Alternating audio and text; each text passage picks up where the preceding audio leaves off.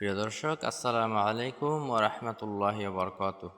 তাসবিহ চ্যানেলে আপনাকে শুভেচ্ছা ও অভিনন্দন। প্রিয় বন্ধুরা, আমরা আজকে আলোচনা করব বাতের ব্যথা, জয়েন্টের ব্যথা, রিউমাটয়েড আর্থ্রাইটিস ও অন্যান্য ব্যথা থেকে উপশমের কুরআনি চিকিৎসা নিয়ে। যারা দীর্ঘদিন ধরে হাঁটু, কোমর ও শরীরের বিভিন্ন জায়গায় ব্যথায় ভুগছেন, তাদের জন্য দৈনন্দিন কাজকর্ম করা সেজন্য এক যুদ্ধের সমান। ডাক্তার, থেরাপি, ব্যথানাশক সব করেও যখন কোনো ফল পাচ্ছেন না, তখন কুরআনি চিকিৎসা হবে একমাত্র শেষ ভরসা।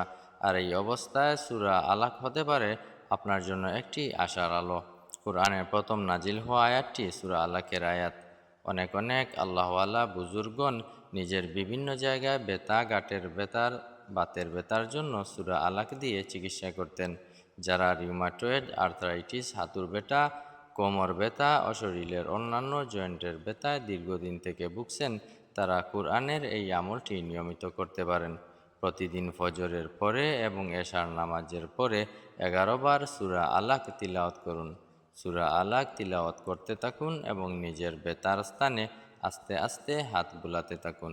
সকাল সন্ধ্যা 3 বার করে সূরা আলাক পড়ে পানিতে ফু দিয়ে সেই পানি পান করুন। ডাক্তারি চিকিৎসার পাশাপাশি কুরআনি এই আমলগুলো করতে থাকুন। যাদের দীর্ঘদিন ধরে ডাক্তারের চিকিৎসার পরও কোনো ফল পাচ্ছেন না, কুরআনের এই আমল করার ফলে ইনশাআল্লাহ আল্লাহ পাক আপনাকে সুস্থ করে দিবেন। বন্ধুরা, প্রতিদিন এরকম ভিডিও পেতে তাসবিহ চ্যানেলকে সাবস্ক্রাইব করে পাশে থাকবেন। ভিডিওটি ভালো লাগলে লাইক এবং কমেন্ট করবেন। বন্ধুদের সাথে অবশ্যই শেয়ার করবেন। দেখা হবে পরবর্তী ভিডিও নিয়ে।